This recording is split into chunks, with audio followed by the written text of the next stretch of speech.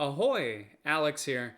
And today they announced all the nominees for the Oscars, and I thought it would be fun to sit down with my friend John. Say hi, John. Hi, John. And go over all the nominees in every category, give our opinions on who was nominated, and whether or not we think that there was any snubs, any surprises, and just kind of go over everything and just talk about it and just have a discussion. All right, you ready? Yep. Alrighty. So the first category that I have here is actress in a supporting role. And the 5 nominees are Maria Bakalova for Borat's subsequent movie film, Glenn Close for Hillbilly Elegy, Olivia Colman for The Father, Amanda Seyfried for Mank, and Yoo Jung-yoon for Minari. Did you watch any of these movies? I can honestly say I did not. Okay, well, I watched all of them except for The Father, because I have nowhere to watch that. But I can say definitively that I think that Yoo Jung-yoon will probably win. I saw Minari in theaters, and it was wonderful. I loved her performance.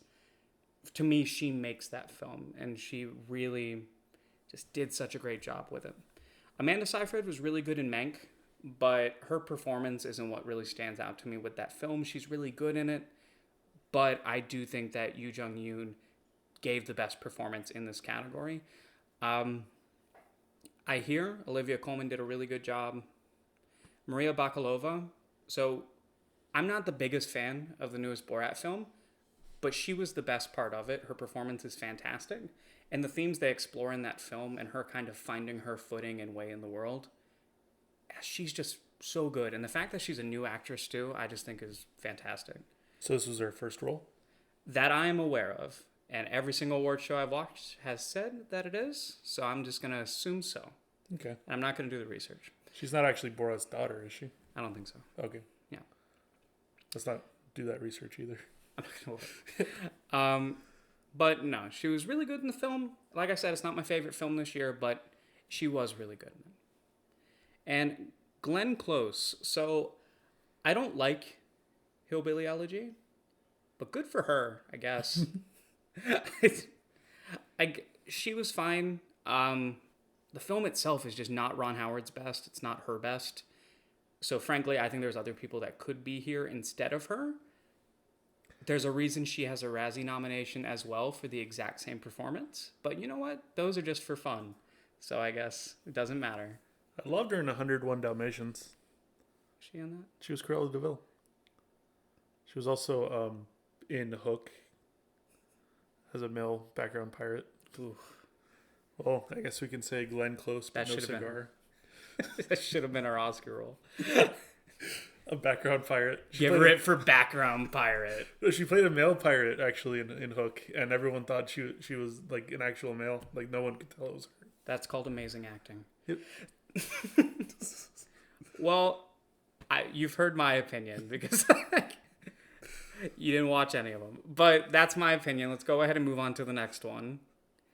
So the next nominee is going to be for costume design.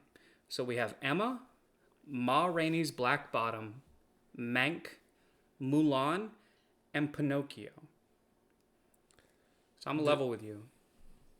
I didn't even know a Pinocchio film came out this year. I didn't until you mentioned it just now. I thought Guillermo del Toro was working on one, and I thought it just came out, and I didn't know. Is it a Disney one, or is it just like a free license free thing? I don't know. I think it's like an indie or foreign film. I didn't look it up. I can look it up really fast.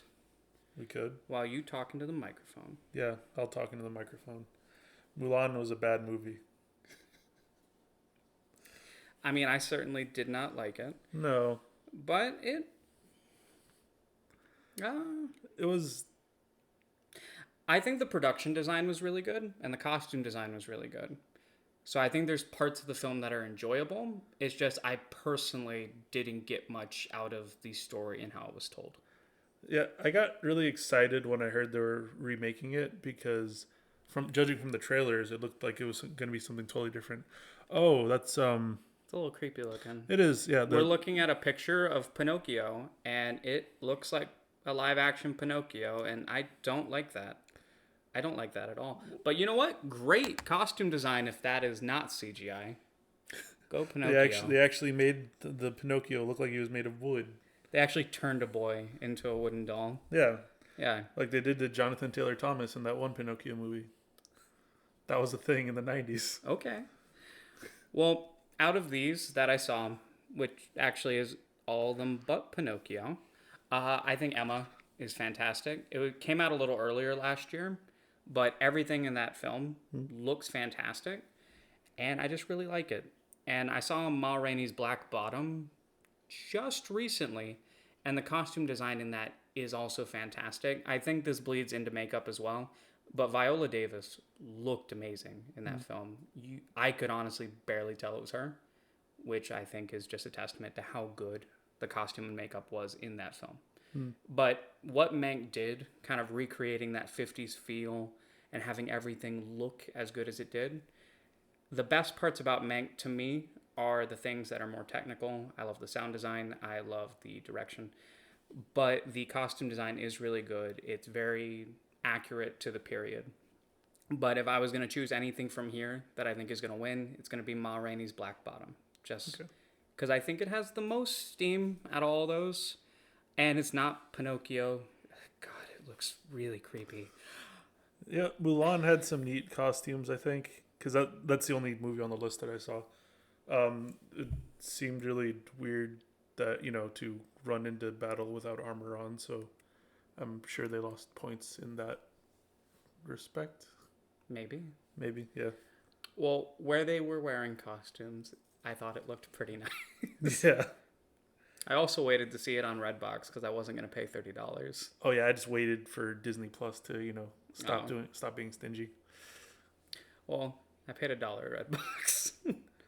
So no urgency to see that film for me. But I do think Ma Rainey is the front runner. If not them, I could see Emma or Mank taking it. I think Mulan is kind of just there to pad everything out.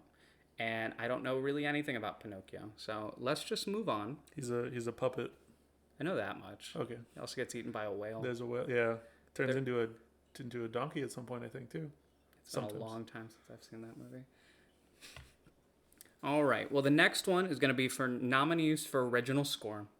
So that's going to be Da 5 Bloods, Mank, Minari, News of the World, and Soul. So all the nominees have really good soundtracks. Personally, I think either Minari or Soul probably has the better score of these 5 films. Minari, for me, just really hit a couple personal notes. Felt very good. Good. Yeah, that's the word.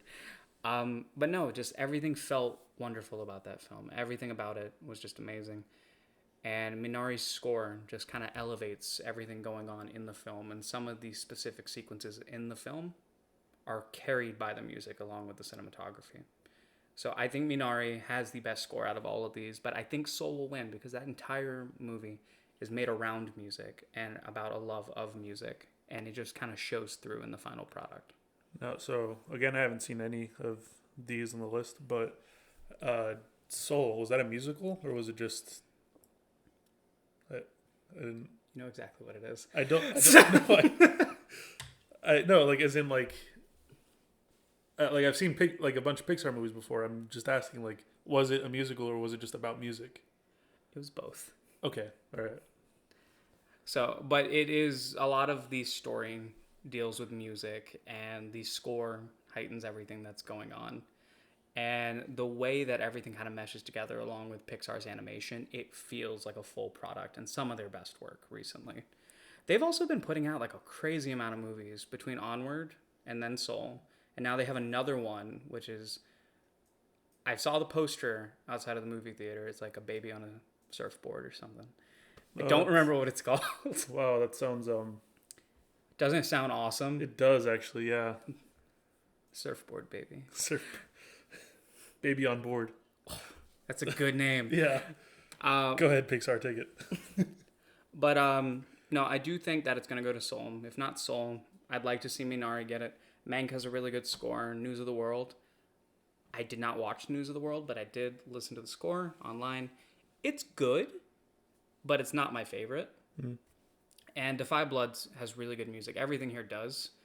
I just don't see anything but Soul winning. just because of what that film is about and how important the score is to that film. Okay, so your pick would be Minari, but you think Soul's going to win.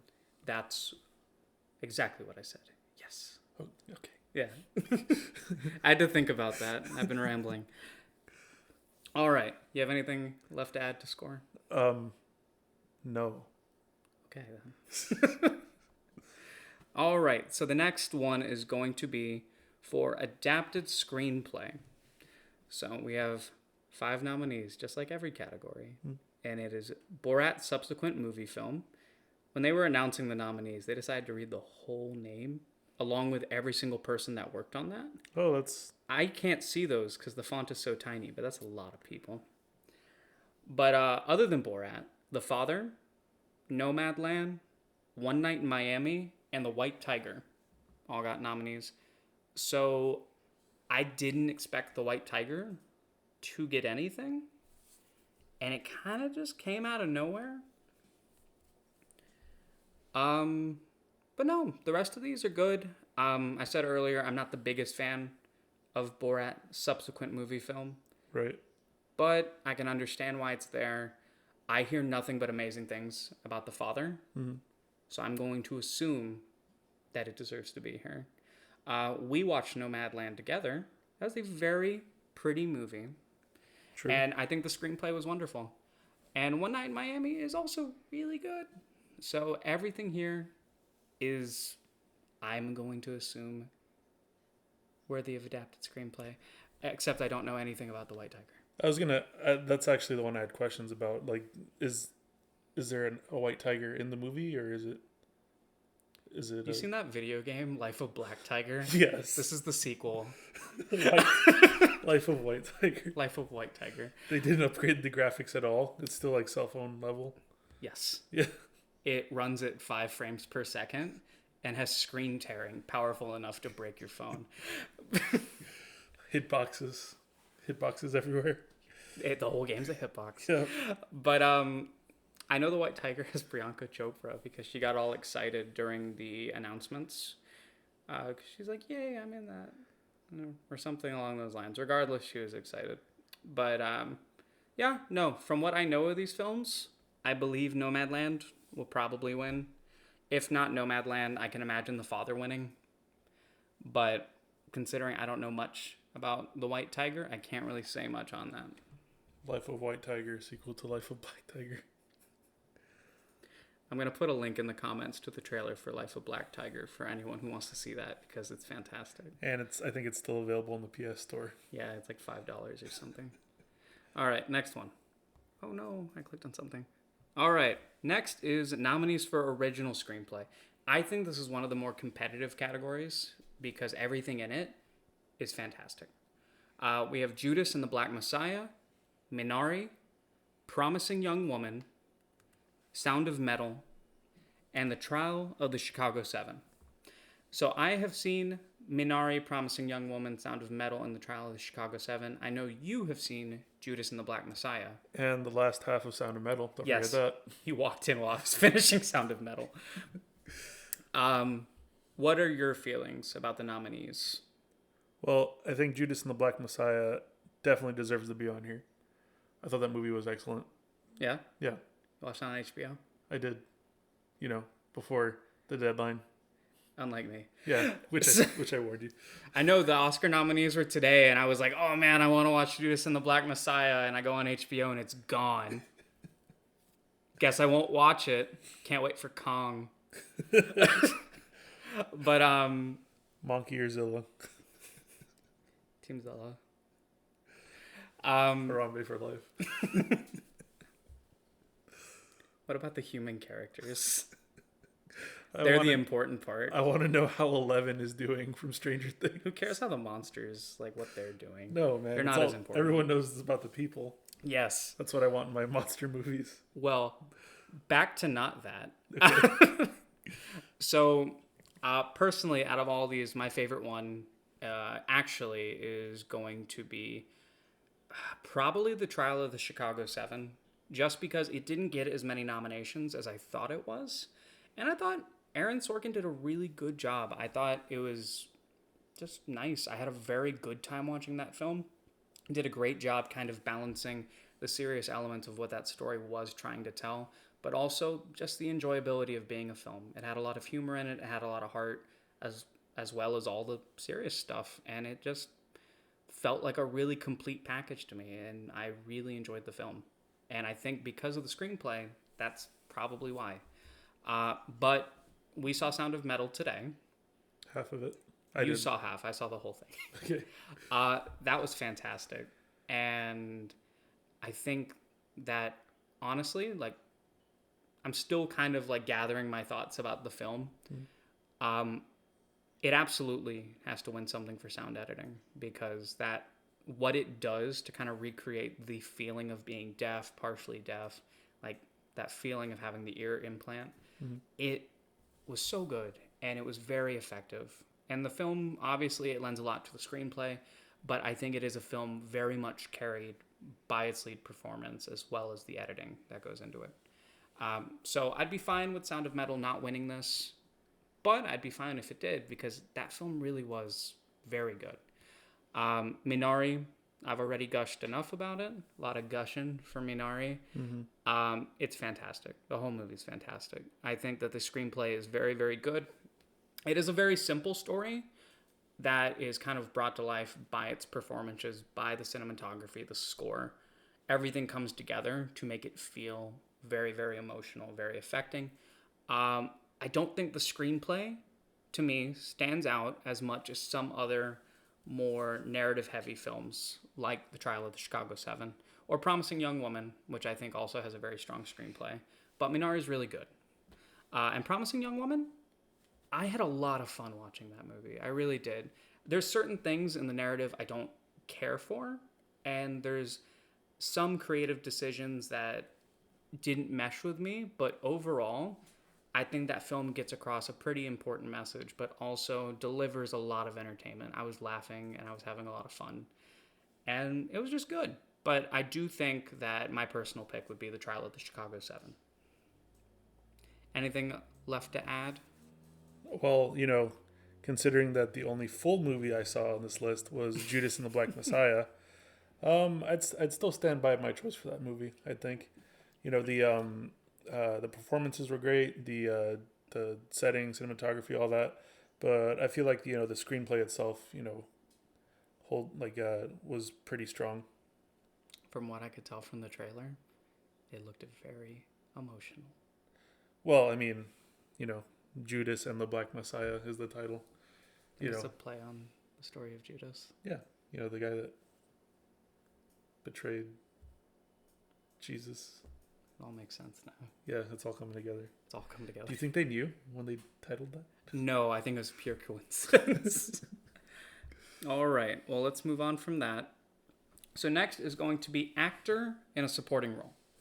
So we have Sacha Baron Cohen for The Trial of the Chicago 7, Daniel Kaluuya from Judas and the Black Messiah, Leslie Odom Jr. for One Night in Miami, Paul Raci in Sound of Metal, and Lakeith Stanfield also for Judas and the Black Messiah. So you are the Judas expert. What are your feelings on two people, both of the lead actors in that film, getting nominated in this category? Now, would they... I'm trying to think. So, were either of them nominated for Best Actor? No, because they're here in the supporting actor, because they both supported one another through this journey together. Okay. I guess. I didn't watch the movie. Well, judging by the title, there wasn't much support going on there. But, It was a very, crippled support system. Yeah. Made of lies and deception. Lies and deception. And Judas. That being said, as actors, I think they played well off of each other. Okay. Yeah.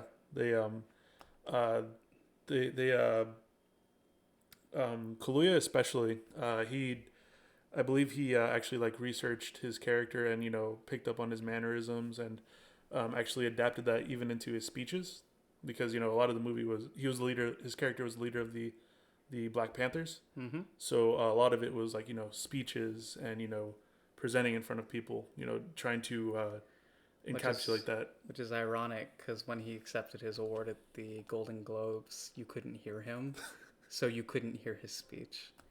I'm just pointing that out, and I thought it was very funny. He got it at the end, but Oh wait, is that? That's right. Yeah. yes, I showed up. I showed up to watch the Golden Globes late, so. You showed up right after he failed to give his speech, but then he successfully gave his speech, and it was very good. No, he did mention that he did a lot of research for the role, and frankly, just kind of gauging all the other award shows, it is probably his award to lose. Like, I don't really see anyone else beating him just with how everything is trending. I will say that after seeing Sound of Metal, I think Paul Raci is fantastic. I'm just glad he's here. I do still think Daniel Kaluuya is going to win. Sacha Baron Cohen was one of the best parts of the ensemble in Trials of the Chicago 7. But I do think that film is very much held up by its ensemble and not just a sole performance. Which makes me wonder why they don't have an ensemble acting award here like they do in some other award shows. Because I think that'd be a good category, but we don't have that. But no, based on what I'm hearing and what you're saying, I think Daniel Kaluuya is probably a lock for this. I do want to throw out that personally, I would have liked to have Alan Kim in here from Minari. He won the Critics' Choice Award, and he gave a very cute speech. It was adorable. He's so little. Like a child. He's actually a grown man playing a child. Oh. The baseball cap makes him look small. They use like weird perspective tricks. Like he stood really far away to look. Oh, like in The Lord of the Rings. Yes, he's actually 60. Oh. I'm kidding. He's like 8. And he's actually a child.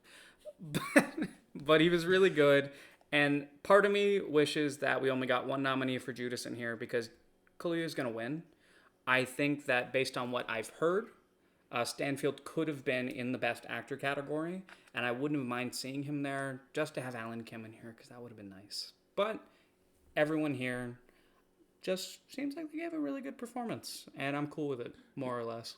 Yeah, that was actually my confusion from before when I asked about whether either of them were in the Best Actor, because, as good as Kaluuya was in the movie, Stanfield did play the main character.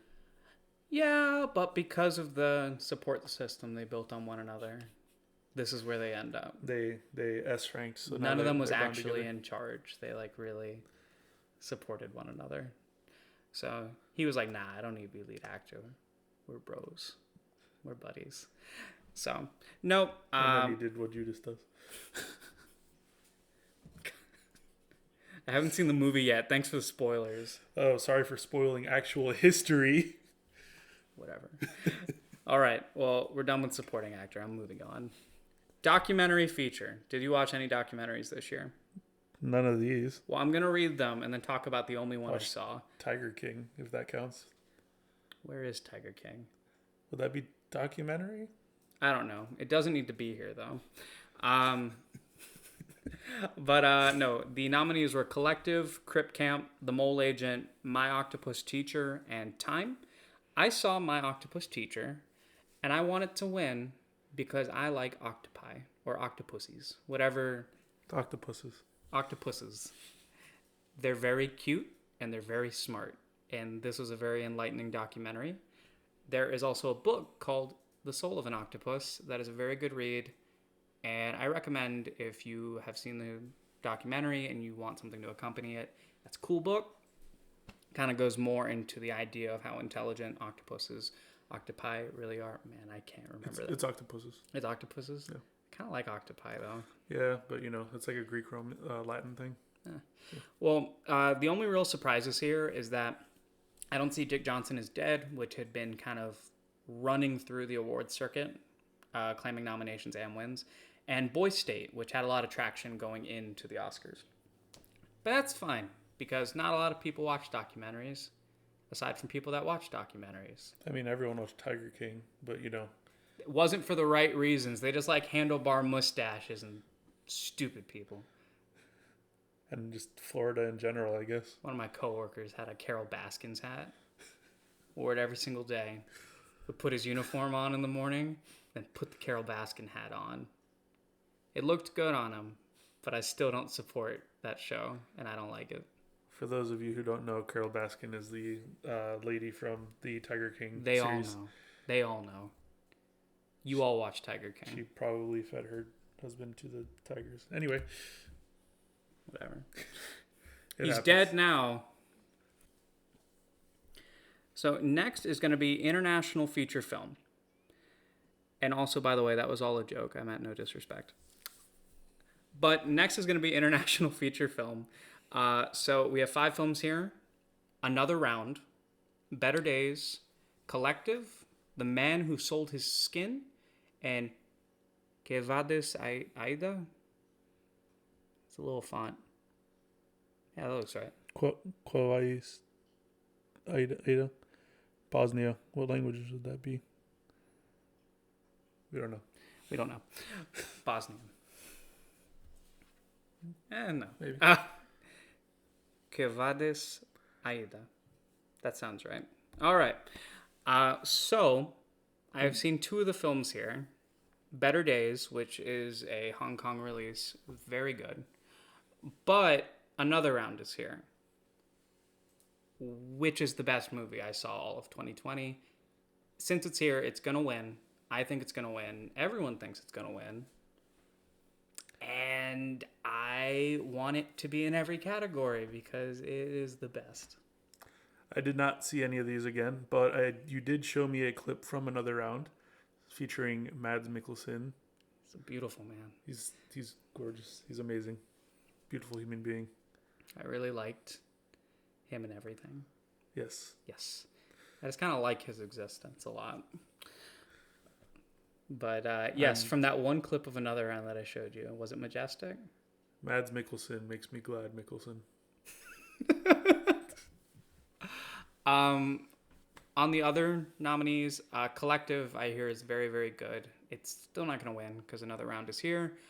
I'm going to make the assumption, I don't know, The Man Who Sold His Skin is either about a skin trader who sells human skin or about a guy with a bunch of tattoos, because that sounds like something that they would call about a guy with a bunch of tattoos. Maybe he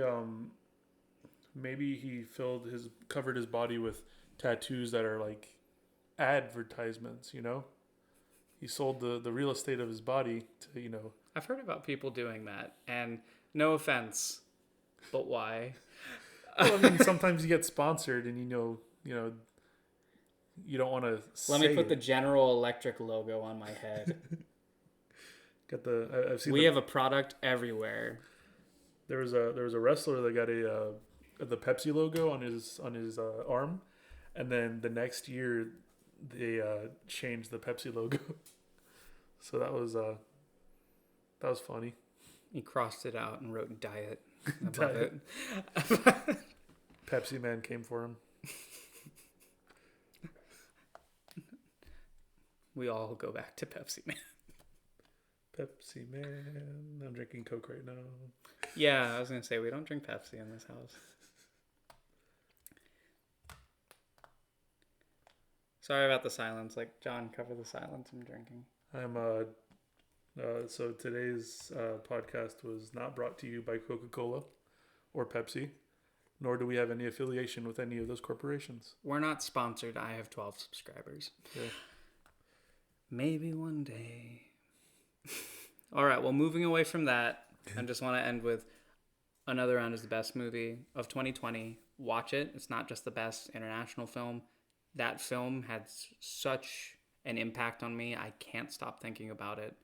And frankly, I love everything about it. It, I think, is just one of the most enjoyable but also well-made films that I have seen in a very long time. Also Mads Mikkelsen. Yeah. He's not carrying a backpack in this one. He doesn't carry it in Death Stranding either, does he? No, he doesn't. He has scary eyes. Yeah, but like, you know, That's just you can get lost in them though. Mm-hmm. He was really cute in Hannibal. Yeah, pretty handsome in Rogue One too. Oh yeah, he was in that. Yeah, he was for a bit. They wasted him, I think. We're done talking about Mads Mikkelsen. The point is, he's perfect. He should be in Best Actor, but I digress. Alrighty. So the next nominee is going to be for sound. So we got 5 movies again, like always, because there's always 5. Greyhound, Mank, News of the World, Soul, and Sound of Metal. So I'm just going to throw this out there. I want Sound of Metal to win this. I touched on it earlier, but oh my god, what they were able to do with the sound mixing in that and the way they showed you what things sound like with normal hearing and then kind of how things sounded with partial hearing deafness. It was so affecting in telling the story. And yes, other films do have good sound mixing. Greyhound had good sound mixing. Mank, News of the World. None of them elevated the story and worked so integrally with the narrative as Sound of Metal. Soul, maybe. I could see Soul maybe winning. But I really do think what they were able to do just to increase the drama and really impact you, you felt more emotion in Sound of Metal because of the sound mixing. So that's my pick. I think that's going to win. If not that, Soul. I just don't think the other 3 really have much of a chance. Yeah, so Except I don't know anything about News of the World. Again, I just kind of looked up the soundtrack. does News of the World have anything to do with Queen? I believe Tom Hanks is in it. And it involves, wait for it, the news. Yeah, so, the only one on this list that I actually saw was half of Sound of Metal. But considering that sound is literally in the title. John is here because we were going to eat pizza and play video games. I'd just like to say that, but he's very insightful. I like movies, I just haven't seen any of these. But I agree with you about the sound mixing for Sound of Metal. Mm-hmm. From the second half of the film that you saw. Yeah, I was actually dude, I was into it. Yeah, captivated by it. The hour did not feel like an hour at all. No, it was just a fantastic film, and I think a lot of that does come from the sound mixing. So, Sound of Metal, you better win this, I guess.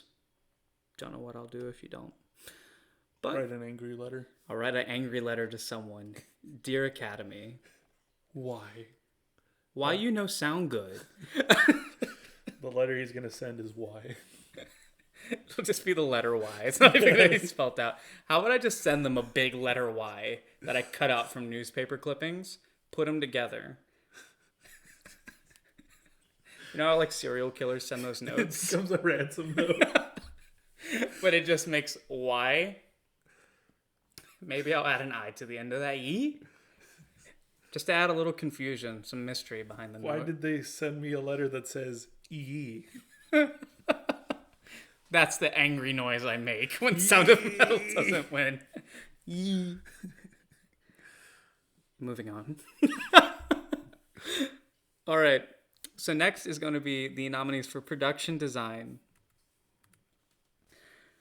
So we have The Father, Ma Rainey's Black Bottom, Mank, News of the World, and Tenet. All right. No, I didn't.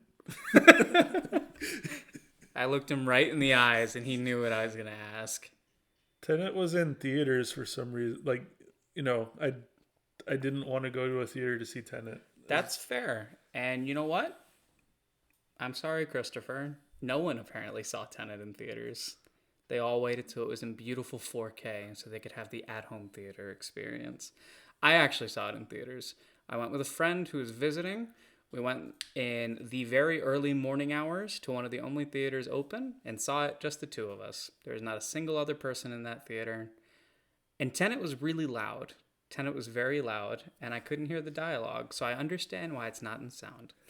I think the last Christopher Nolan movie I saw was maybe Interstellar, so I can see what you mean about the Wah. yeah.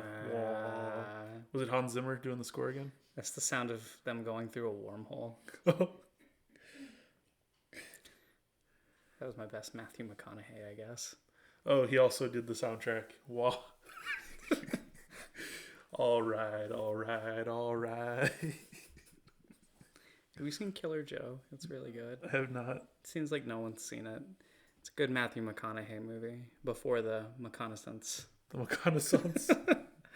But back to production design. So, like I said, I haven't seen The Father. I haven't seen News of the World. Tenet did have very good production design. I mean, it was really the only big AAA film we had this year. Well, at any point after COVID started. But no, it had very good production design. And frankly, I wouldn't be surprised if it wins. But I think Mank should win. I know I talked about it earlier, but Ma Rainey's Black Bottom has fantastic costumes. It has great makeup. But Mank's production design, the way they recreated the entire feel of its era, but also the sets of the Hollywood movie lots and just kind of everything.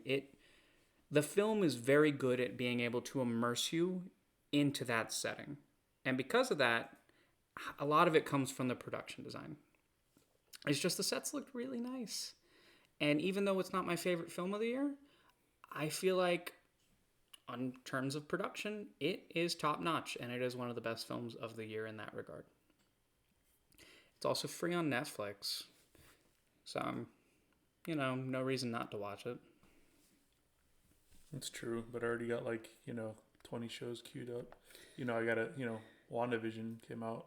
I watched that. I still haven't seen that. Yeah, I mean, the Snyder cut coming out this week too. It's 4 hours.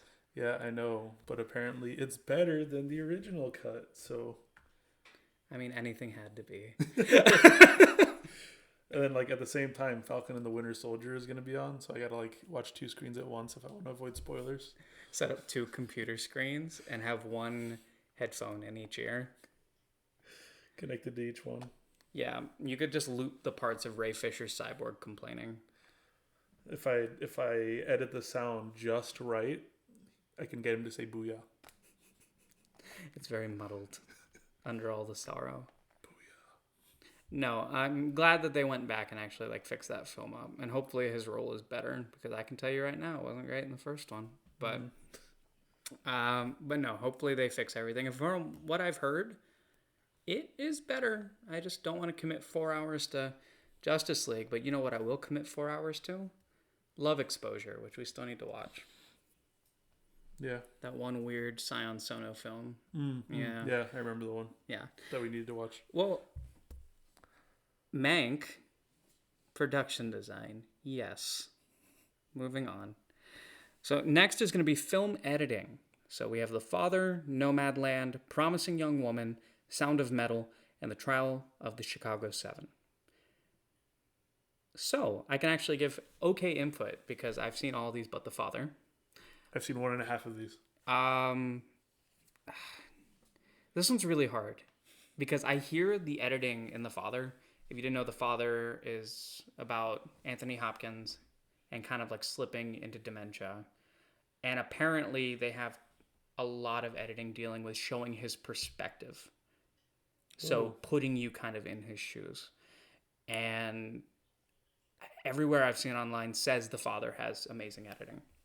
And that this is one of the awards, if any, that it will win. I personally would like to see Sound of Metal win just because I just really loved that movie. I really liked it. But I would understand if Nomadland or The Trial of the Chicago 7 does take it. Because I think The Trial of the Chicago 7 does have very good editing. I like what they did, mixing the new footage that they made for the film, showing the riots, and then showing the old footage on top of it. To me, those were some of the more impactful scenes in the film, and it had fantastic editing. The one film that I'm not 100% on for editing is Promising Young Woman. There wasn't a lot in the film in terms of editing that stood out to me. I still think the film is very solid, but I do think its strengths lie in other places. And for me, that just wasn't editing. I could just be missing something. Or I could just like Sound of Metal and The Trial of the Chicago 7 a lot more. But regardless, I wouldn't really be mad if any of these won because they are all good films. Closing statement for film editing? Yes. Okay, moving on. So next is going to be cinematography. We have Judas and the Black Messiah, Mank, News of the World, Nomadland, and The Trial of the Chicago 7. I know we just watched Nomadland. I feel like it's going to be Nomadland. It had such strong cinematography. It was really pretty. Yeah. A lot of the shots are very impactful. I love what they were able to do with incorporating the landscapes kind of perfectly into the tone of wherever the narrative was going. No, it was just a really good looking movie, and it was shot fantastically. I do think Mank also had very great cinematography. Like I said, I think Mank excelled in the technical departments. So cinematography is one that I think Mank is very strong in. But I really wouldn't be upset if Trial won either, because I've already said I really love the editing in Trial. I don't think the cinematography in Trial is as strong as Nomadland or Mank, but if you gave it to Trial, I wouldn't really be angry. And News of the World exists, and I'm sure it's beautiful. All the good cinematography shots are just like Tom Hanks looks good in every shot. It's just Tom Hanks, like making himself some food. Just Is that what the movie's about? I don't know. I haven't seen it, but I'd watch a movie like that, to be honest. It's him just making a bunch of food, and it's so good it makes the news. Yeah. And he becomes a worldwide phenomenon. News of the World. Boom. Brilliant film. Chef 2. Starring Jon Favreau and Tom Hanks. And Wilson makes a cameo. Mm-hmm. As himself.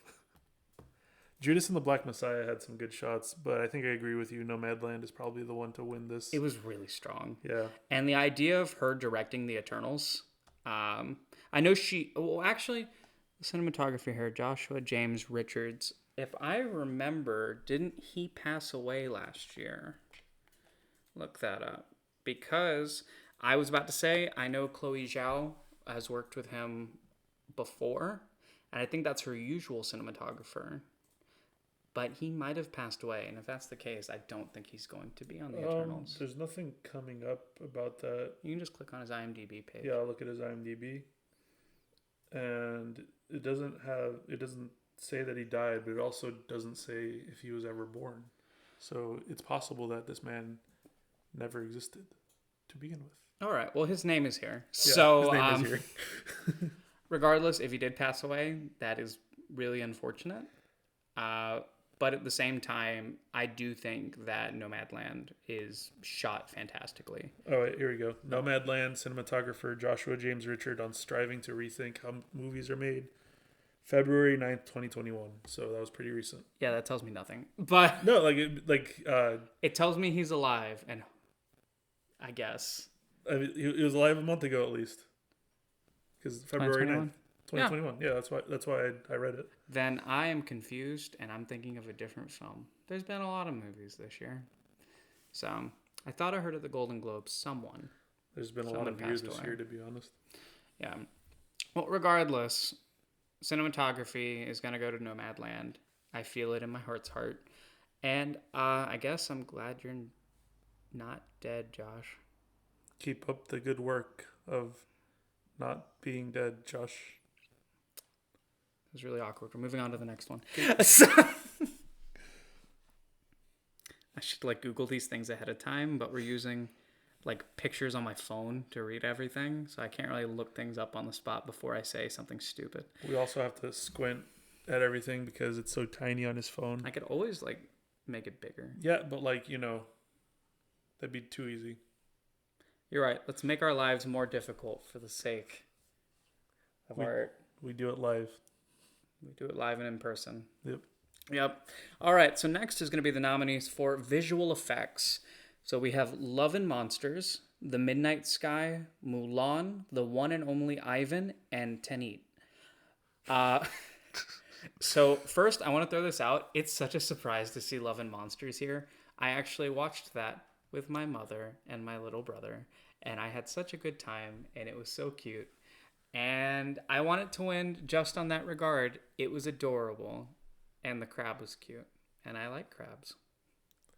So the best visual effects the movie could provide were your family around you? The illusion. The illusion. No, the best visual effects of the year were the giant crab in Love and Monsters, and maybe the weird slug thing. Was that also in Love and Monsters? Yes, it was Okay. also in Love and Monsters. I hear the Midnight Sky is really pretty, but frankly, I had no desire to watch the film, so I didn't. Yeah, we're gonna skip Mulan because that one is not gonna win. The one and only Ivan. I did not watch it, but I know it's about a giant CG gorilla, and Mulan Sam had Rockwell is in it. Mulan had that weird shot with like the phoenix behind her. It was really forced. Yeah, It was forced. it's why it's not gonna win because I re- of that shot. Yeah, that specific. That's the only reason. Tenet's probably gonna win. We're just gonna throw that out there. Tenet has the budget. It had the spectacle. It'll more than likely win. But who I want to win? I want Love and Monsters to win because that was such a sweet movie and it just made me really happy. And what they were able to do, I don't know, just making a movie that looked that good. And then I got to watch it at home and I wasn't forced to go to the movie theater. Yeah, no. I just wanted to win. The movie was like a nice warm hug. It was really nice. Is it the one with Logan Lerman in it? The guy that played Percy Jackson? Yeah, no, he's not in it, but I guess they look similar. Oh, This kid was in Teen Wolf, I think. Teen Wolf? Dylan O'Brien. Is that his name? You know what? We're just going to say it is. It has Michael Rooker in it. Oh, I love Michael Rooker. And a dog. I love dogs. The dog wasn't CG, but I feel like because this film had a dog, and the dog was important and cute, yeah, it should win Best Visual Effects. Because it had a dog. 8 practical effects still count. That dog was able to act convincingly like all of the CG bugs were attacking it. Sure. But he was okay. So... Wow, maybe he should qualify for Best Actor. Best Supporting Actor. Dog. Cute dog. Cute dog. Cute dog. All dogs are cute. All right. Well, now that visual effects doesn't matter anymore and we've decided the winner is dog, let's move on to makeup and hairstyling. So the nominees were Emma, Hillbilly Elegy, Ma Rainey's Black Bottom, Mank, and Pinocchio. I am now an expert on Pinocchio after looking up pictures. A single picture. I know, I looked up multiple. Oh. I was scrolling through Google Images, and let me tell you, it's really good makeup. If that wasn't CG, I couldn't tell you, so it might be really good makeup, but god damn it. That was... I looked at him because I didn't want to say it. It was really creepy for me. I don't like dolls. He looked like a weird wooden doll, and it was creepy. Ugh. So, yeah. Don't let Pinocchio win. He'll walk up on that stage and make all my nightmares real. He'll walk up to your ear and whisper lies into it. His ever-growing nose. Haunting my dreams. Into your brain. My biggest fear in the world now is being like dangled off a roof, but not high enough that I would die. High enough that I'd break my legs, but I'm hanging from his nose. And if he tells the truth, his nose is just going to shrink back inside of him, and I'm just going to fall to break my legs. In the Jonathan Taylor Thomas version, it just broke off. He just broke it off, and then, like, it grew back because, you know, he's... That'd be terrible, too. I'm looking back, fearful, dangling off the ledge, and he looks at me and is like, it's your time to go, and just snaps his nose off.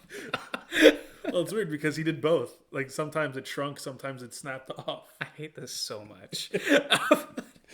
I hate this. But back to the actual thing that we're talking about. I've already said it before. I think Ma Rainey is going to win. I think that its makeup and hairstyling is fantastic. Viola Davis looked wonderful. I mean, as wonderful as you can with the kind of makeup they were putting on her. I could barely tell it was her. She looked awesome. But Mank had fantastic makeup and hairstyling, really good, set the period. Hillbilly Elegy, one of the only redeeming qualities of that film is probably its makeup and hairstyling. That's about all I have to add to that. That was a terrible film. Really? If I heard it was winning like a bunch of awards, isn't it? Or was it bad? I don't know. I mean, it wasn't good. It gets like the pity nomination for makeup and hair. Oh, like Suicide Squad. It's the Suicide The Squad Oscar of this year. award-winning Suicide Squad. Never forget that happened. But no, it just was a misfire for Ron Howard, who otherwise has a really good career. Amy Adams is usually fantastic in everything, and she was good, but frankly, the screenplay of that film let it down, and honestly made me want to turn it off. So, Is Ron Howard's best work The Grinch? Hillbilly Elegy is worse than The Grinch. Let that sink in. Oh man, The Grinch is like the bar set for Ron Howard movies. Yeah, no. If you're better than The Grinch, you're a fantastic film. If you're worse than The Grinch, then I mean, everyone's gonna forget you in a year. Well, at least you'll always be able to narrate Arrested Development. Actually, that is his best work. Yeah, isn't it? It's Arrested Development. His narration. Well, going back to this, I could see Emma winning, but it's gonna be either Ma Rainey's Black Bottom or Mank. It's probably gonna be Ma Rainey's Black Bottom. Okay. Animated feature film. So we have Onward, Over the Moon, a Shaun the Sheep movie, Farmageddon. It should win just because its name is the best. Soul and Wolfwalkers. I like that they had to separate the wolves from the sheep on the list. They're actually the same movie. Wolfwalkers is a sequel to Shaun the Sheep. Farmageddon. It's a revenge story. Wolves are striking back. No, Soul's going to win. If not Soul, Wolfwalkers will win. Onward is not the best Pixar film to come out last year. It's Soul. And you know what? I kind of just want Shaun the Sheep to win so everyone's upset. But because it would be very funny for me. But no, I think it's either Soul or Wolfwalkers. Wolfwalkers, artistically, is, I think, the better of the two. I think visually it stands out more. It's done by the same studio that did Song of the Sea, I think, which also got a nomination when that came out. But no, Soul's going to win. It's a Pixar film. It came out just at the right time, and it has a ton of buzz behind it. And the fact that it's in other categories outside of animation, it is kind of a shoo-in.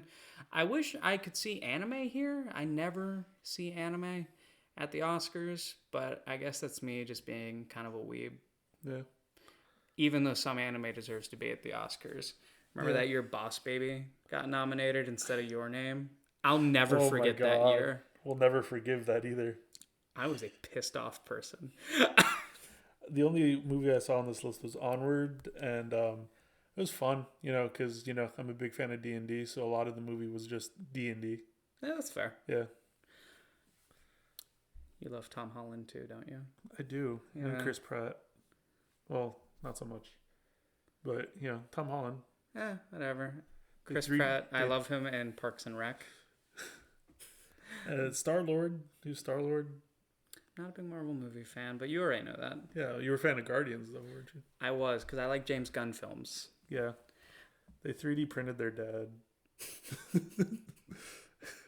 That's the whole premise. No, have you ever seen some of Gunn's other films? Like The Super? Immaculate Scooby-Doo? Wait, was that him? He directed the original? He either wrote it or directed. I think he wrote it. I think he wrote it too. Yeah, I don't know if he did Scooby-Doo 2. Monsters Unleashed. I was going to say Back in Action, but that's Looney Tunes. It always weirded me out about the Scooby-Doo movies, that like the whole premise is that they're just like old men in suits. But for the movies, they're like, nah, they got to be real monsters. No, I love his other films. Slither is fantastic. I really like that movie. And Super was great. I like Kick-Ass more, but well, they're like totally different movies, I think. Yeah, they just kind of came out at the same time, so I can't help but compare. They're also about like a dude who just like, decides to be a superhero. It's wrench. But this one had Kevin Bacon.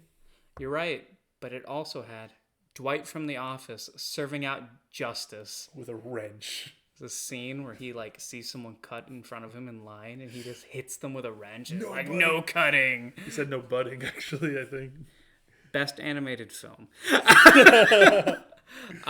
will be Soul.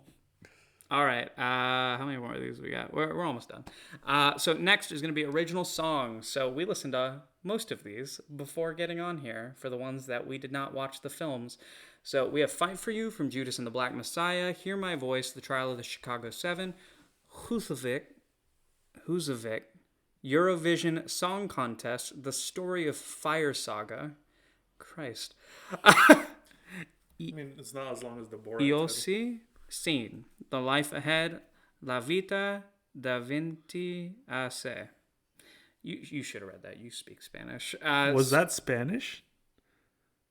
La Vita da Vinci. Oh no, Vita is not Spanish. Okay. Well, shows what I know. And Speak Now, One Night in Miami. So, I think Speak Now and One Night in Miami should win. Because I feel like I could actually listen to that outside of the film. We were vibing to it earlier. Yeah. We didn't see the movie. I didn't see the movie, but vibing. It was vibing. Yeah, we were vibing. It was nice. Yeah. I like that song.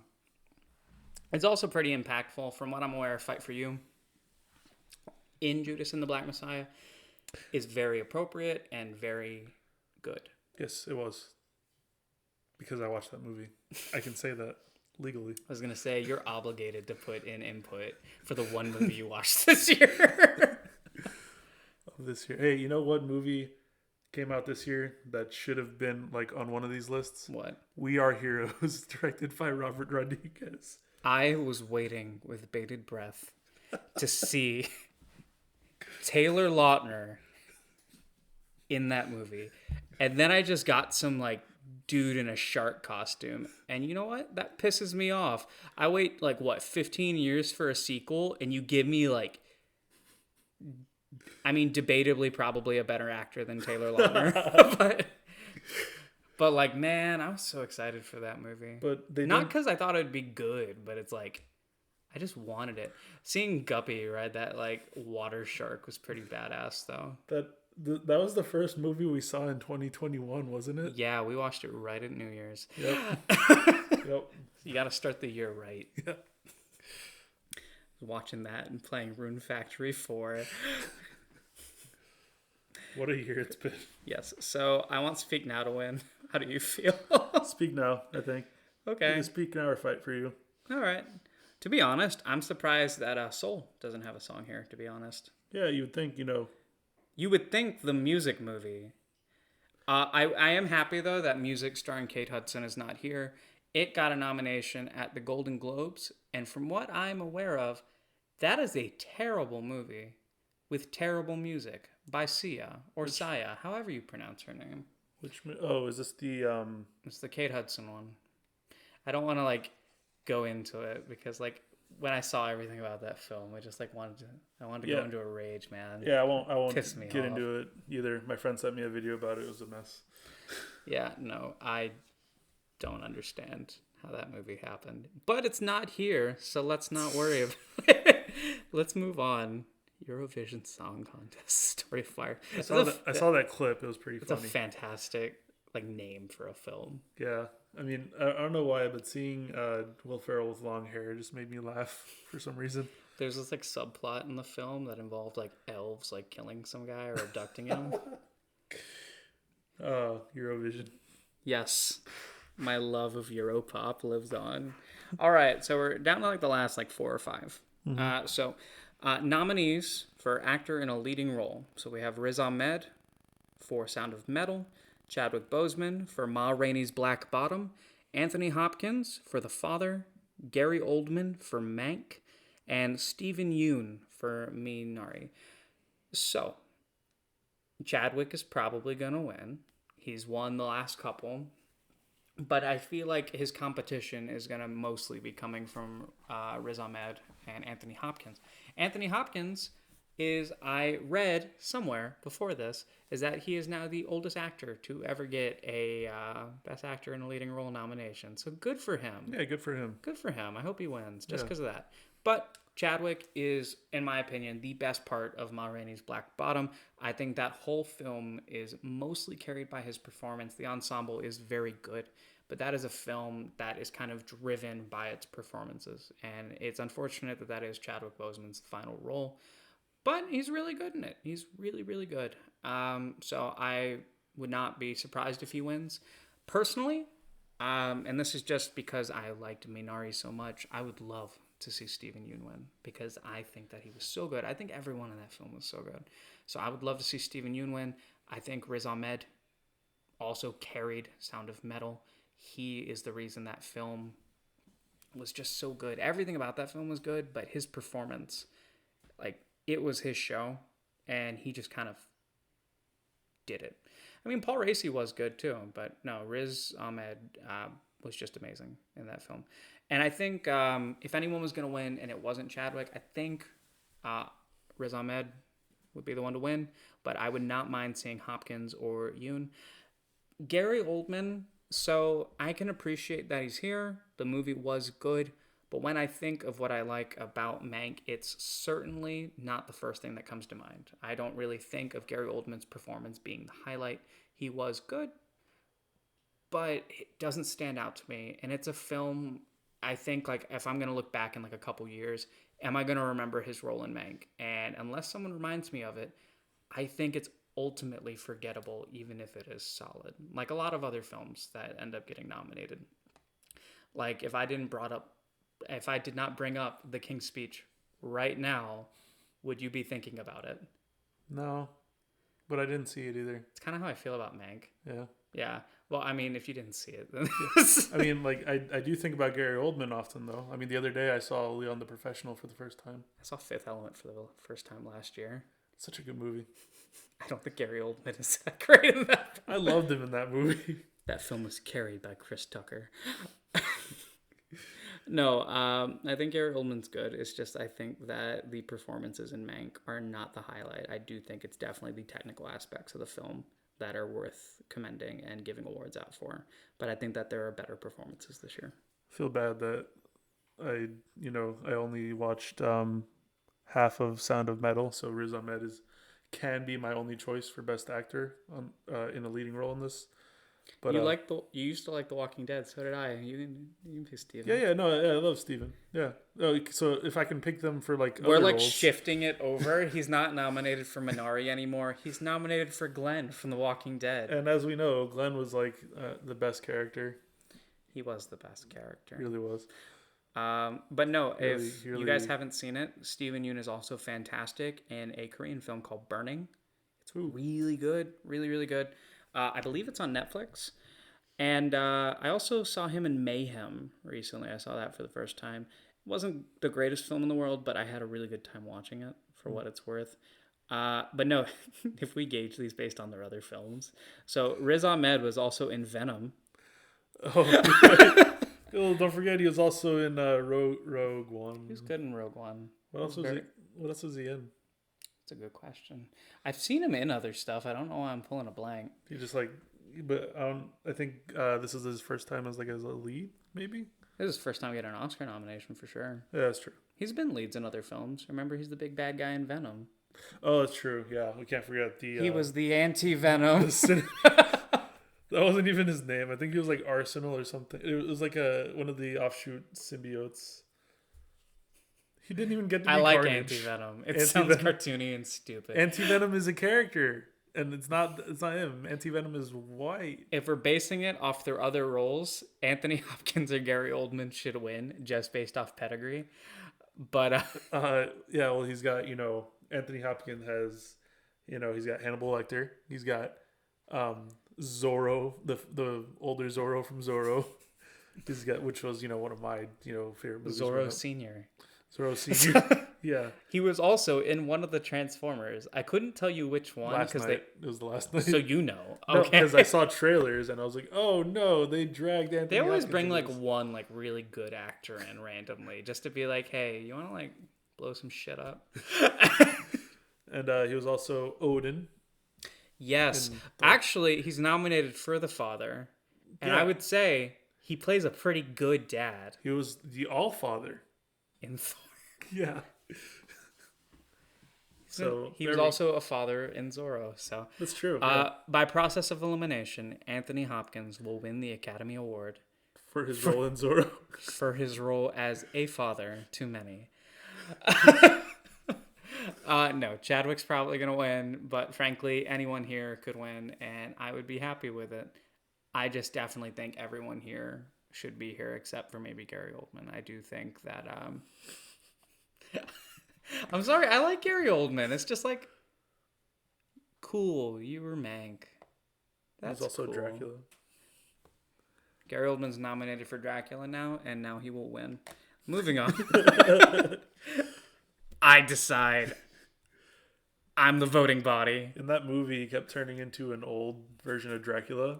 And every time he did that when I was watching, I kept saying, look, it's Gary Oldman. He was also friends with Keanu Reeves. He was. Or something. Keanu Reeves he may or may not have gotten married on set. And like he and Winona Ryder are not sure if it was legally binding. Well, I'd be happy to be married to either of them. True. They're both beautiful people. They are. Mm-hmm. You seen that like video of Keanu Reeves standing up on the metro to like give a seat to someone else? Yes. Oh my God, he's so awesome. I try to be that nice of a person, and I am physically incapable of it. He like gives all his money to charity. Like the money he doesn't need. He just loves making movies. He's such a good man. Yeah, he's so great. I finally saw the first Bill and Ted film last year. I haven't seen them. It was really nice. Yeah. Keanu Reeves for Best Actor, 2020. Yeah, he's breathtaking. For Knock Knock. All right, we're moving on. Okay. So next will be actress in a leading role, because this video is getting long. So Viola Davis for Ma Rainey's Black Bottom, Andra Day for the United States versus Billie Holiday, Vanessa Kirby for Pieces of a Woman, Frances McDormand in Nomadland, or Carey Mulligan for Promising Young Woman. So, personally, I would like to see Carey Mulligan win, because I have actually enjoyed her work for many years. I loved her in Inside Llewyn Davis. I thought she was great in Drive. And it's cool to see her finally get acknowledged for something. And I thought that it was one of her best roles, was in Promising Young Woman. I mean, she was the promising young woman. Well, no, if you've seen the movie, it's her friend, the promising young woman. But I'm not going to get into it. She was fantastic. Regardless of what I think of some of the decisions for her character in the film, I can't deny that she was really good. She was really good in that film. So I would like for her to win, just because I liked her performance so much. But honestly, any of these would be good. Personally, I think Viola Davis's screen time in Ma Rainey's Black Bottom would warrant her maybe being in supporting actress more, just because I think Chadwick Boseman was kind of the dominant force in that film. Even though Viola Davis is very good. Vanessa Kirby, I hear nothing but amazing things, because I didn't see Pieces of a Woman. And Frances McDormand, she was really good in Nomadland. She's always really good. So, I love Fargo. Dude, she's in Moonrise Kingdom. She's so good. But no, I personally would like Carey Mulligan to win. Well, I think that the real promising young woman was the friends we made along the way.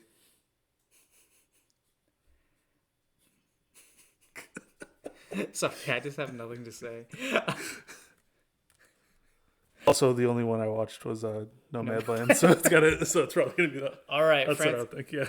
All right, between Frances McDormand and Carey Mulligan. All right, let's move on to the last two awards. So, the first one being directing. So we have Another Round, Thomas Vinterberg, Mank, David Fincher, Minari, Lee Isaac Chung, Nomadland, Chloe Zhao, and Promising Young Woman, Emerald Fennell. So, I already gushed about it earlier. I want Another Round to win. And frankly, the fact that Another Round is even in this category is crazy, because I feel like no one was talking about it. I feel like it had a lot of steam behind it with the BAFTAs being nominated in almost every category. But other than that, I only saw it getting Best International Film. But no, the direction in that film is immaculate. And frankly, I think it's the best directed film of the year, because I just love that movie. And the last 5 minutes of the film are some of the best filmmaking I have seen in years. Specifically the last 5 minutes. The whole film is fantastic, but the last couple minutes of that film are very impactful and just so wonderfully shot. I loved that film. I adore that movie. I can't say that about any of the other ones aside from maybe Minari, because I like all of them, but I only love Another Round in Minari. In terms of direction, though, Mank did have good direction. Like I said, it didn't do anything that I feel like really breaks the mold, and because of that, I don't think David Fincher is a front runner in this category. I just don't think he did that much, but it's good. Like, mind you, they're all better directors than me, which is all that counts. Minari, though, Lee Isaac Chung, and this kind of harkens back to cinematography. I think that film is beautiful, and just how it looks, how everything comes together in that movie, I think it crafts a truly moving film. Where Mank, I was kind of at the end like, that's cool. That's how Citizen Kane was made. I'm going to go watch something else now. It left no impact for me. Have you seen Citizen Kane? No. Okay. It's probably why. It's on my list. I've seen the Citizen Kane of bad films, The Room. Or I watched that for the first time. Movie 43. The Citizen Kane of awful. But no, Nomadland is beautiful. I do think Chloe Zhao will actually win this. Nomadland is just a fantastic looking film, and the direction is very good. It just wasn't my favorite film of the year. And Promising Young Woman, I think that the direction is good in places. I think it it comes back to the same nitpick I had about the kind of where the story goes and some of the decisions the character makes. I feel like the direction is very, very good in places, and then in other places, the film doesn't do much for me. And that's a me thing. It's a fantastic movie. So many people love it, and I can see why. But in my eyes, I don't see Promising Young Woman taking this award. And if I'm being honest, there's probably one or two films I would put in here over Mank or Promising Young Woman. So 3 movies that you would put over them? No, I would remove them entirely and put 2 other films. Oh, okay. From what I'm aware of, I think that Judas and the Black Messiah could have been in here. Yeah. I wouldn't have minded seeing Trials of the Chicago 7. I know that's not everyone's favorite film, but I do think the direction is good, and I like Aaron Sorkin. So I wouldn't have mind seeing that. Or, you know what? Out of left field, I want to see The Wolf of Snow Hollow in here, because that guy can direct, and that movie was amazing. That was literally not in contention for anything. I'm just throwing out that's a good movie that I think everyone should watch. And I think we're obliged to toss in We Can Be Heroes, as directed by Robert Rodriguez. Robert Rodriguez, where's your Oscar? You should have gotten it from Machete Kills. Probably not. Machete, though. Machete. Machete for the 2021 Oscars. Yes. No. For real, though, personally, I think Nomadland will win. But I wouldn't be upset if Minari won. I'd actually be very happy if Minari won. And I wouldn't be upset if Promising Young Woman won or Mank, because they're all really good films. But my personal desire for another round to win something else other than international feature film is very strong. You'd like for it to win another round of awards? I wanted Matt Mikkelsen to get Best Actor. I wanted the film to get Best Cinematography. I wanted it to get Best Original Song, because the song that plays during that whole breakdancing sequence is amazing, and I love it. I did see the breakdancing sequence. I can affirm. Yes. It's so good. It's very good. Yes. No, that film appeals to me on a primal level. It's etched into my DNA. No, but I would like another round to win. Frankly, I should just be happy it's here. I do think this is Chloe Zhao's award. I do think Nomadland will win. But another round is muy magnifico. And everyone watch it with an open mind and maybe a drink. So, all right. And the last thing is Best Picture. Yay, we made it to the end. This took much longer than I expected. This video was originally going to be 20 minutes. Now it's a podcast. So, the nominees for Best Picture are The Father, Judas and the Black Messiah, Mank, Minari, Nomadland, Promising Young Woman, Sound of Metal, and The Trials of the Chicago 7. And I can proudly say I have seen all of these except for the top two, The Father and Judas and the Black Messiah. But you saw Judas and the Black Messiah, so we're close. And I can probably say that I've seen at least 2.5 of these. So let's do this. All right. Well, we've already talked about these films consistently through all the other ones. I feel like Trial didn't get as much love as people were expecting. Sound of Metal, Promising Young Woman, both getting a lot of attention before this as Best Picture candidates. Nomadland is, from what I see on the interwebs, Nomadland is probably the favorite to win, but I would not be surprised, just because of how much momentum they have behind them, if Judas and the Black Messiah or Minari maybe gain enough momentum to maybe win. Who knows? It's probably going to be Nomadland, but my personal pick out of all these that I'd like to see, I would like to see Minari win, just because I like that film more than any of the other ones. But I would not mind Sound of Metal winning, just because I really liked it. Any of these could win. I'd probably be happy regardless. I'm very easy to please. As long as someone gets a shiny statue, I mean, yay. It has to be mailed to them, though. Can't be handed off. They're going to send them paper crafts, and they make their own. They They have to print it off themselves, too. It's in that cardboard that you have to like punch out and then fold yourself. They're going to like mail it to all of them, and the first one to like build it and present it to on their Zoom meeting gets to be the winner. Look at me. I have the best picture now. If Borat was here, there'd be like 20 people making Oscar paper craft. But no, I guess from the 2.5 films that you have seen, which one would you like to win? I think I'm going to go with Judas and the Black Messiah. Yeah, I think it had the strongest narrative of the 2.5 movies on the list. Starring Charlie Sheen as the president. Starring Charlie Sheen as Daniel Kaluuya. He's actually wearing a mask. Oh no. Like the chameleon in Machete Kills. We just watched that last week. It's fresh in our minds. Yeah. Unfortunately, I wish it wasn't. But it was not great. But no, I think for the third one, if it ever comes. Machete Kills in space. But no, I think that this is one of the best lineup of Best Picture nominees we've had. There's a lot of diversity. In actually all the categories, I think there's a lot of diversity. I didn't mention it, but in the directing category, this is the first year where we have had 2 women nominated for Best Director. So regardless what you think of the films, that's a big deal for women in cinema. And it's really, really cool. Very. Very cool. Very cool. Very cool, Oscars. Very cool, Oscars. Progression.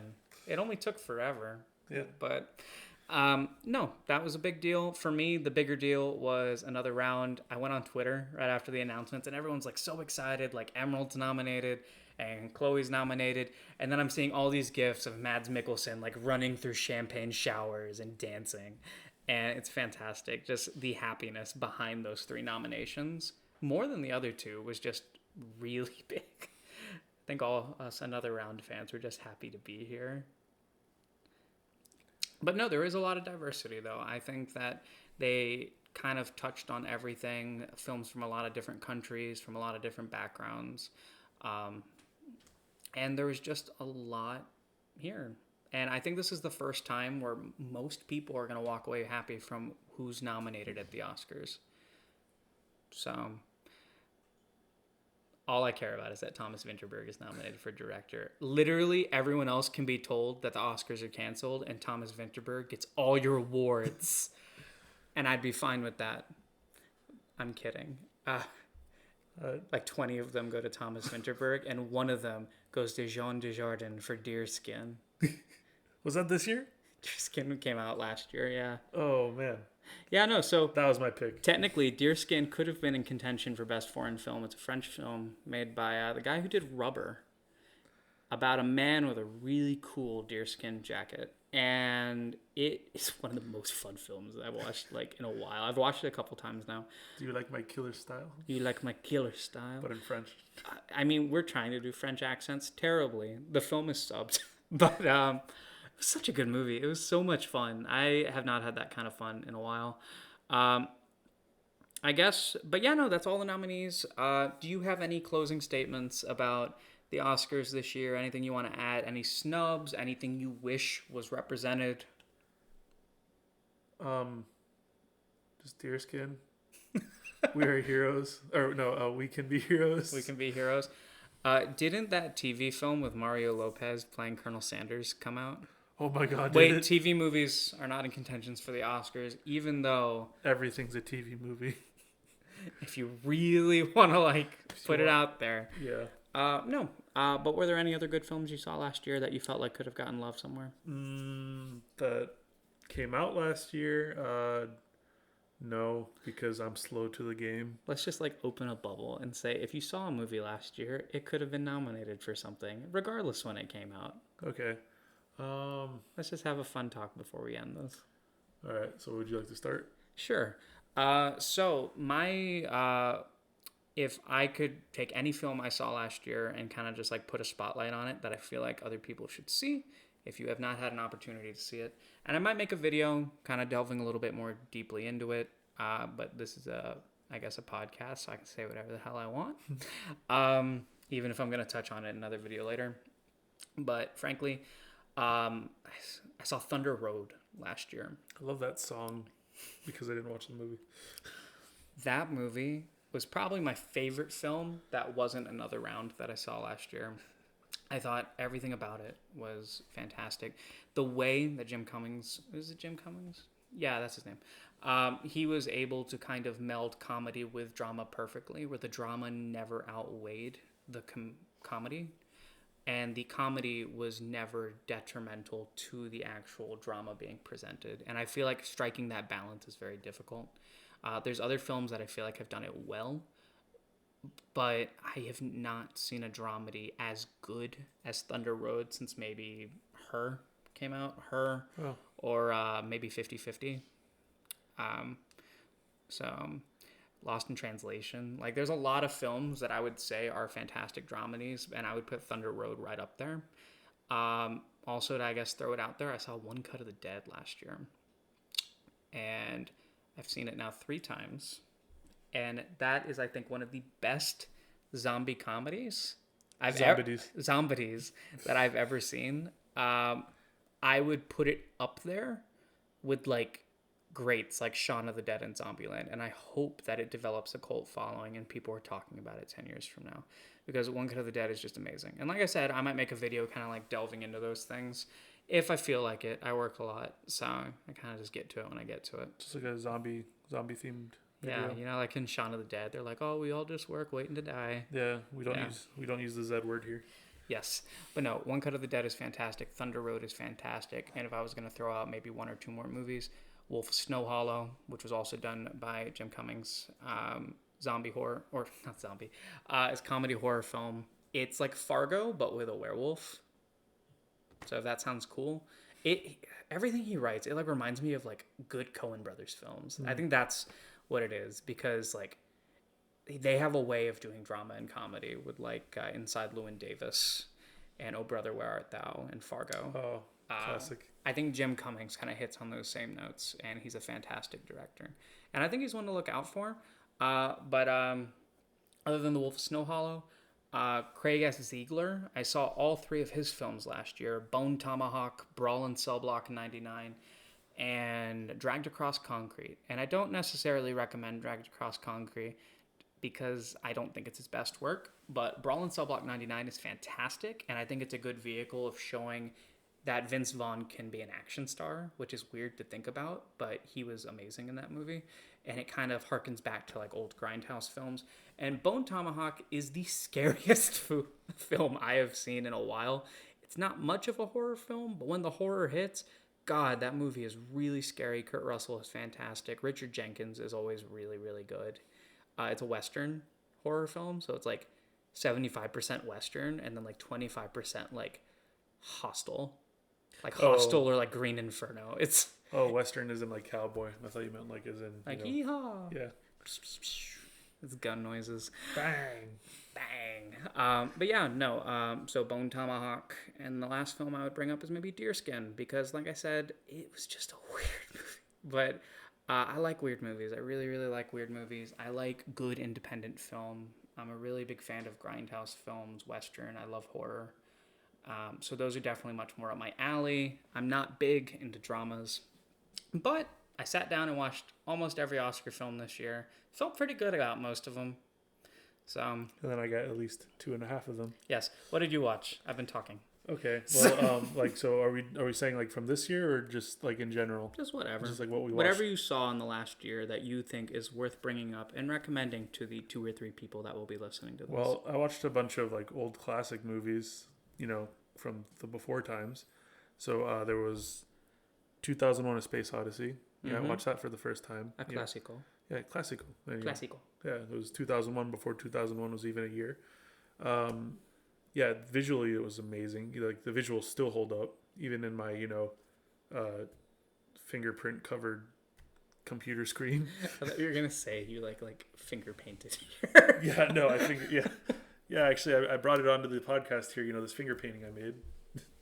Describe it to the people. It looks beautiful. It's beautiful. I recently had to draw for a creativity course that I'm taking at university. And man, if I don't feel like I've wasted money. And time. But that's what's your story major? for another. What's my major? Yeah. Not creativity. But it's mandatory, so Mine's creative writing, but we didn't have to do I'm a marketing what major. you did. Yeah. I'm a marketing major. Please finger paint for us and then tell us how you feel.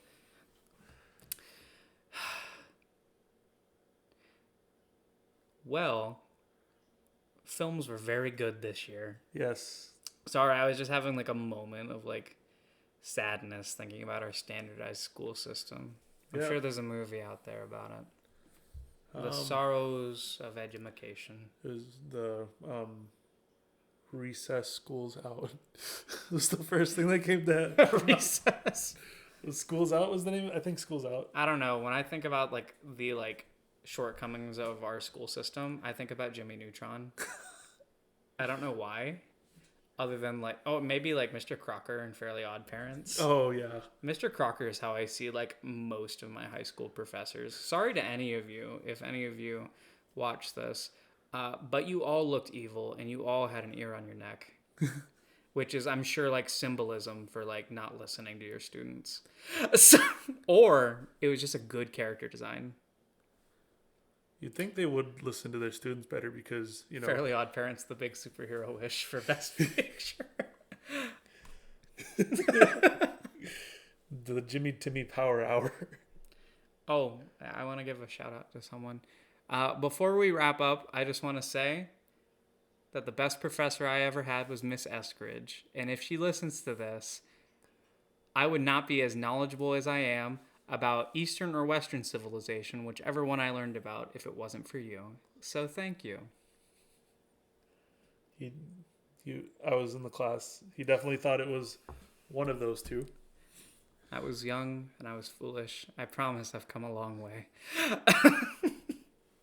It's been 6-7 years now. I've grown. I know my left and rights. I messaged her the other day. She said it was almost 10. It's been that long? It's been almost 10, yeah. 2014 is when we had the class. Oh, you're right. Yeah. So that's 7 years. Yeah, but 7 is it rounds up to 10. Yeah. It doesn't round down anymore. It rounds By up. that, with that math, it's time for our high school reunion. Oh, no. Well, that's everything. So we've said what we wanted to say. John, with his very insightful knowledge of all this year's films, he tried. 2.5 at least. I kind of roped him into this. I was like, yo, you coming over today? Sit with me in front of a microphone. Let's just talk. We were supposed to play Sakura Wars. That would have been just as fun. That was the best movie of the year.